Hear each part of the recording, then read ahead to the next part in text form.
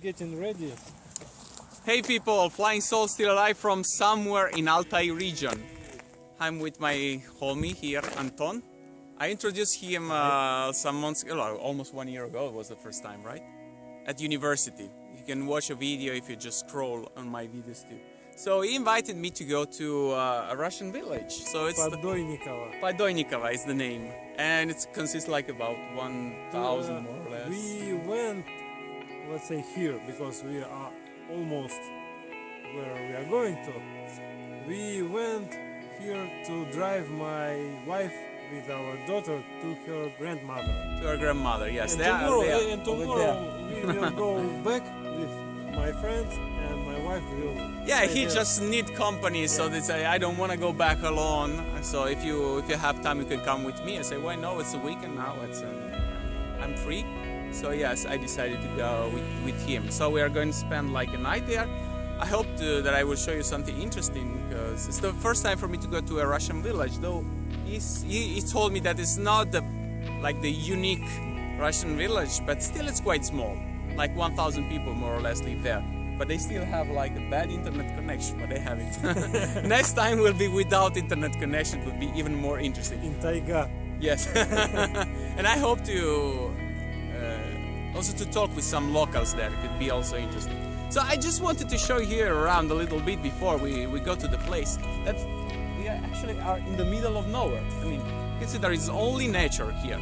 Over there you can see horses. Horses are just free in the middle of the street. And it's very nice landscape. And it's the same everywhere. You know, I'm in the middle of the streets now. No cars are passing.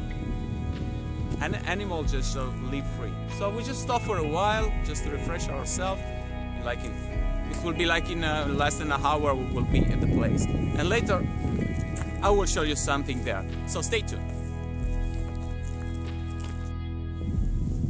Hey guys, here we are. So you can see there is not that much here, but we are in the village now. And you can see the goats here walking around free. All animals here can go just whenever they want. So this is the house where we stay, just for a night only. We are going back soon. I mean, not soon, just the time to show you something around about how it looks like a real Russian village. Here I can tell you that there is internet anyway. Not very strong connection, but there is internet. Next time for me it's really interesting to talk with some people that are not connected through internet. You know, that I try to find unique places, like not globalized. But in this case I think also the mentality could be different, because really it's like in the middle of nowhere here, in the Altai region.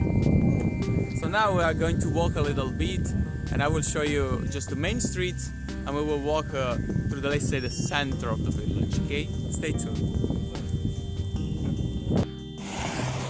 So we're out on the main street now, and it's typical here for people that they grow up their own food, they produce, and they just sell it on the street, you see?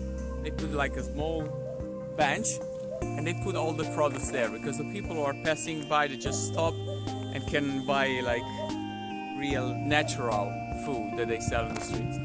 So now we are heading to the, let's say, center of this village. But more or less, that's how is the reality. So, you know, there is a main street and some houses around. Well, later I will show you also maybe inside, right? We can also shoot something inside of the house. And if I'm not wrong, every house has sauna, like banya, Yeah, Russian banya. banya. But they don't have like a shower. No. Okay, so usually in villages there is no shower. They use banya or sauna, the Russian banya, when they want to wash themselves. Some houses could be like built in a modern way, let's say. You see, I just like the wooden houses. That's like my favorite architecture. here houses are built in different ways. Not all of them are made with wood. Okay, later. Okay, so basically this is the center. Wait a moment. Okay, this is the center of the village. So we have, this is the bus stop, I think the only one, the only bus stop in the village. Over there is a school. And we have like just few shops here. I don't think there is like a cafe or restaurants here, right? No. No. Probably not. Let's just take a look over there. What's up? Across the street.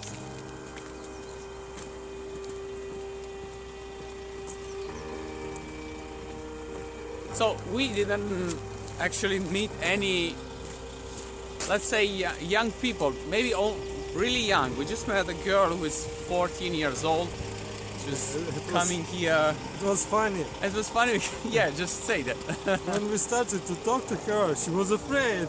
She started to, how to say, to go back. Yes, go back. Go back. I mean, backing up. Yes. She was ready. She was ready to run away. She saw two big men just approaching her. But when you started to speak Russian and she heard your accent, I think it came to her. Yeah, because she just came down. It came true. That Yep. you are a real foreigner. She could hear it and she relaxed. But I just decided to, to put her too much in embarrassing situation because she was too young and she was afraid. And of course she doesn't speak English. Even if she say that she studied. So this is like a cafe. It's a cafe, so it really it has a cafe here. They have it. Режим работы. So it's a cafe actually. We found a cafe here Maybe one. in the village. Maybe one. What's over there? By the way, although I brought him here, I know almost nothing about this place. Because my wife's grandmother lives here and that's it. I just drive my wife here and I know almost nothing. I have a house. So we both are discovering now about this place. I have a house in much wilder place, Taiga, Altai Mountains, so that place I know much more about. You should know that there are two regions, Altai Mountains and Altai Krai. They are different, yes. This is Altai This Krai. place is flat, actually. Yes. For me, I don't see anything enjoyable to look at. By the way, I forgot to tell you that this place where we are now is on the middle way between Novosibirsk and the border of Kazakhstan. So we are in the southwest of Novosibirsk. I would like to show this and understand what's there. Let's just take a look inside. It's like, a park or whatever. I show you. Now we just get in closer and I show you better. So yeah, this is a classical monument, let's say, about the Second World War. The people who died probably were living in this village. I forgot. Yes, you're right. And I forgot to tell you about that girl that we met before. That I suppose before I came here that usually all the people that are like in a young age, not really young, like when they finish school, they usually leave villages to move to the city. Sorry. And that girl confirmed it. Actually, she said that when she will finish the school, she will move to a city, probably to university, to Novosibirsk, because she already have been there. I will try to. I hope to find someone who is like around 20 years old to make a short interview and ask them something about living in the village. Let's see if we found some.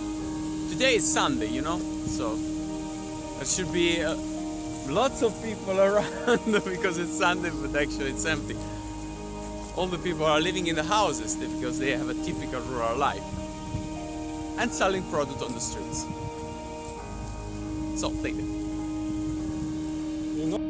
Okay, we came back home now. We met actually another girl who is 15 years old and told us the same thing.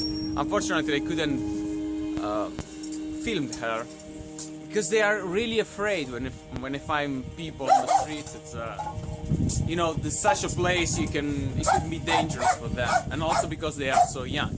So now we are inside the yard, and I'll show you how it is. There is here a small garden when they grew up vegetables. But the most important thing that I'm gonna show you now is the banya, because every house, as I told you, has its own.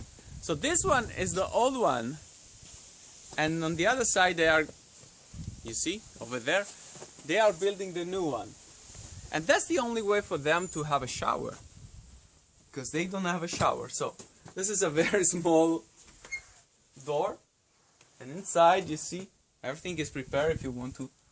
Oh, we can go inside because it's not working now in this moment. I don't know if you see something, but that's it, you know. The ceiling is very not high. I mean, you can stand very low. here because very low because you can't stand. You just sit here or lay down. There is a purpose for that.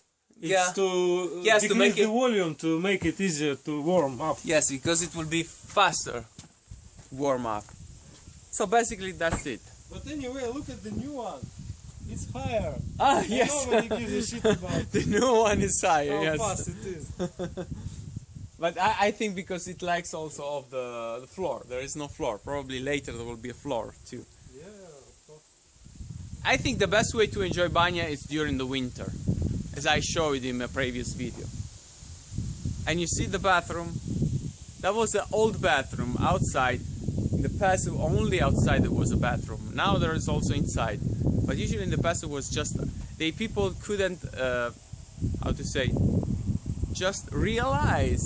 It was hard to understand that shit can be combined with the place where you're living. So that's why it was always separated and outside. In Italy too, I mean, the past was like that. Okay, so basically that's all for now. If we will succeed to meet some other people here, some young people, I will try to interview them, okay? So, see you.